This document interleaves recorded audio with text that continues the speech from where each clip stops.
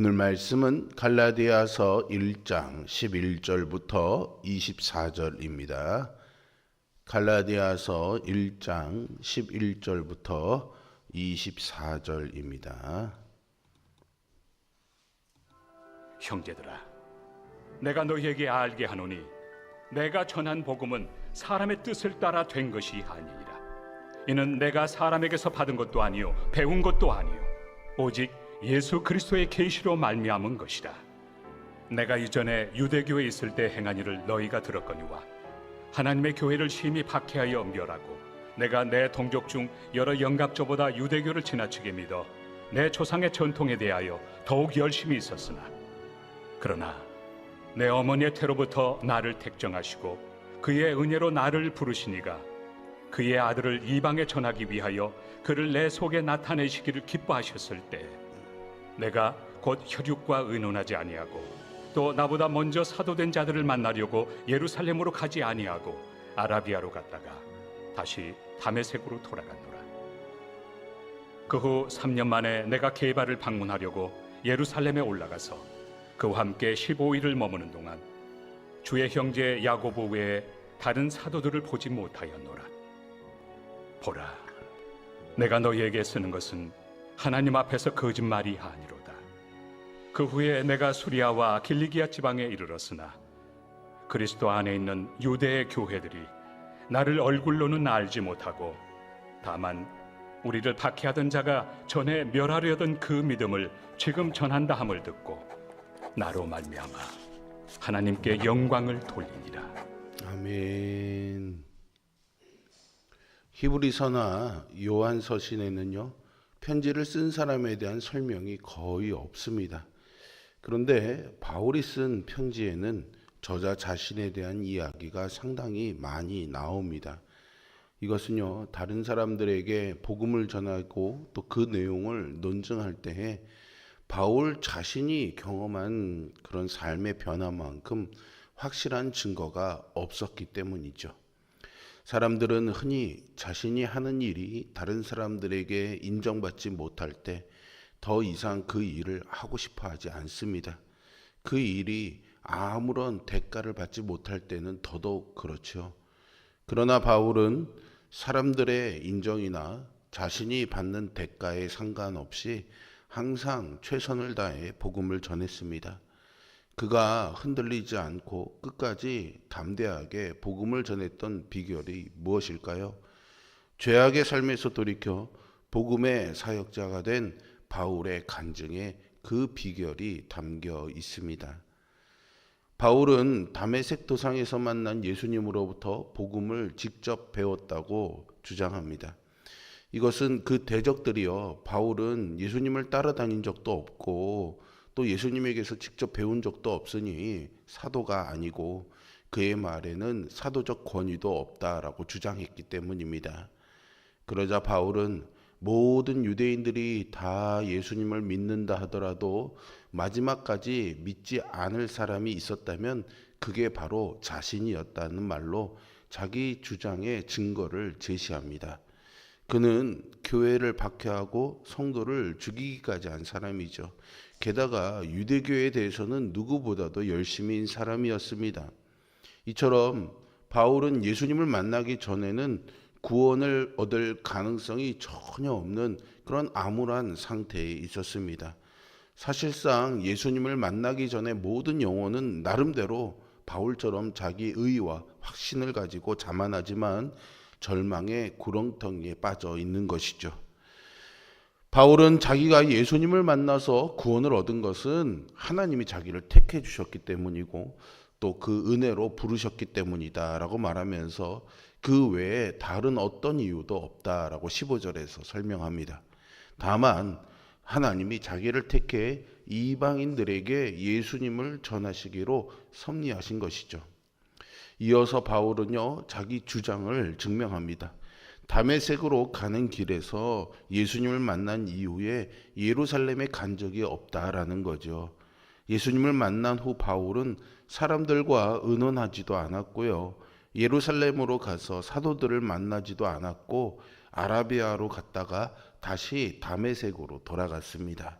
이 말은 바울이 예수님을 사람에게서 배운 것이 아니라는 말입니다.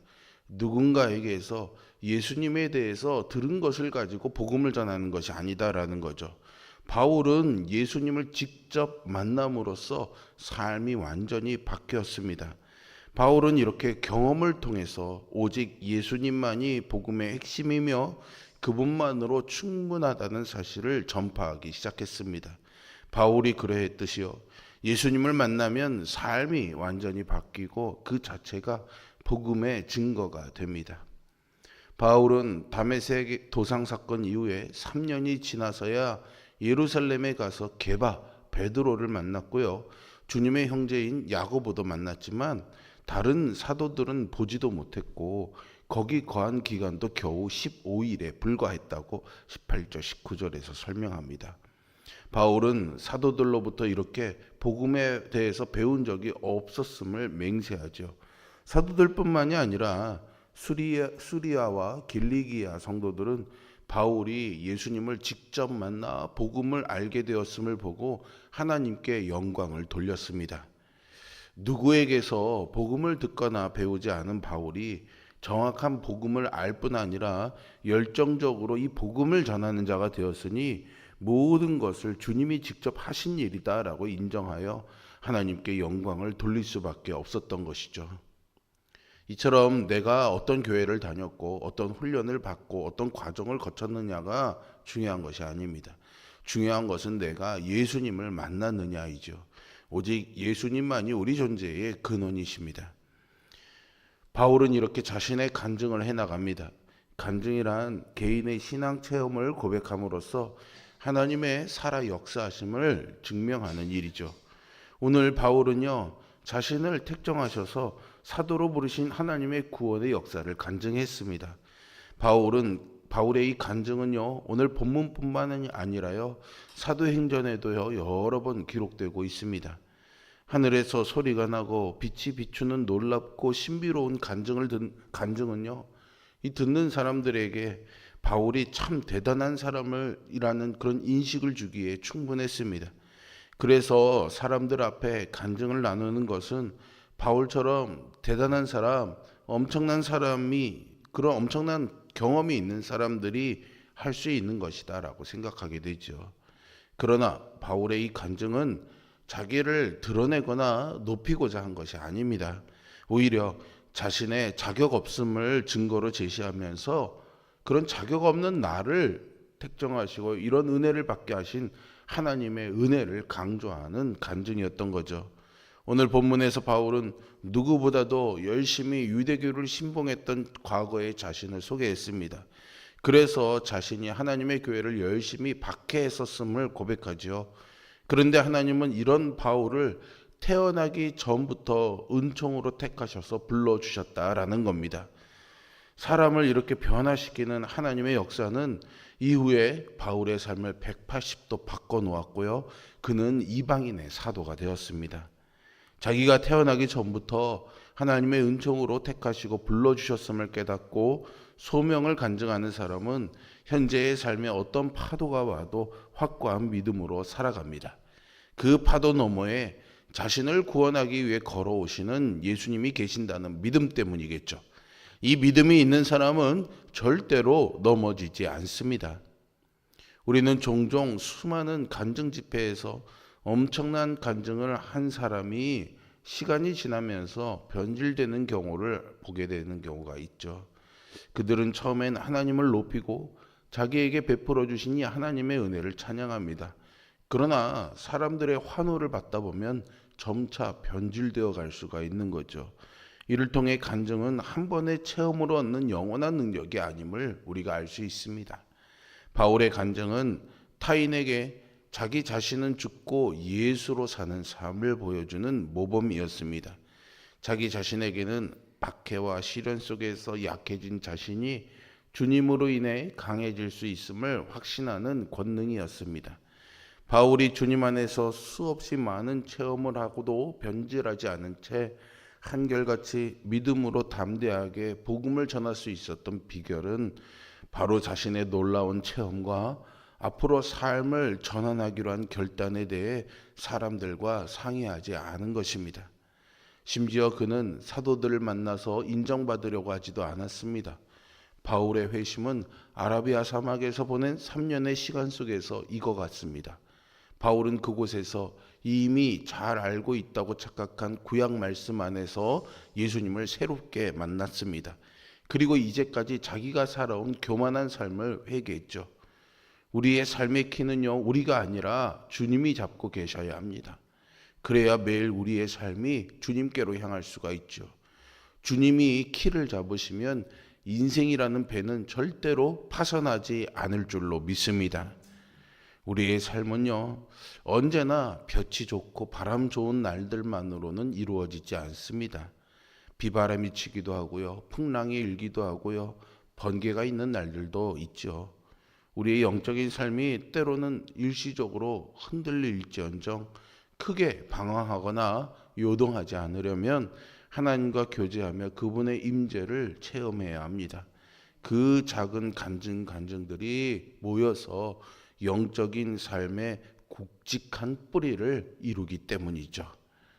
바울은 복음을 전할 때 언제나 하나님이 자기를 인정해 주셨다는 사실을 믿었기 때문에 흔들림 없이 충성스럽게 맡은 사명을 감당했습니다. 자기의 의를 버리고 하나님이 자기를 인정해 주신 하나님의 의를 붙들었기 때문이죠. 우리도 언제나 이 하나님을 바라보면서 주님의 일을 감당하는 그런 믿음의 삶을 살아가야 하겠습니다. 복음은 믿는 사람들의 삶을 통해서 드러나고 전해집니다. 모든 것이 예수 그리스도로 정의되는 사람의 믿음은 삶과 따로 존재할 수가 없습니다. 복음을 믿는다면 당연히 예수님처럼 살고 예수님처럼 섬기기 마련입니다. 우리가 진정 예수님을 마음 중심에 모여 삶으로 복음이 드러날 수 있었으면 좋겠습니다. 우리도 바울처럼 나의 삶과 섬김을 복음의 증거로 제시하며 살아갈 수 있는 그런 삶을 살아가게 되기를 주님의 이름으로 축복합니다. 기도하겠습니다. 전능하시고 살아계신 아버지 하나님, 오늘도 우리의 자랑과 우리의 의의를 내려놓고 하나님의 은혜를 붙잡습니다. 내 삶이 하나님의 은혜로 택정하시고 부르심받아 하나님의 은혜로 살아가는 삶임을 우리의 삶으로 노래하며 증거하며 살아가는 삶이 되게 하여 주시옵소서.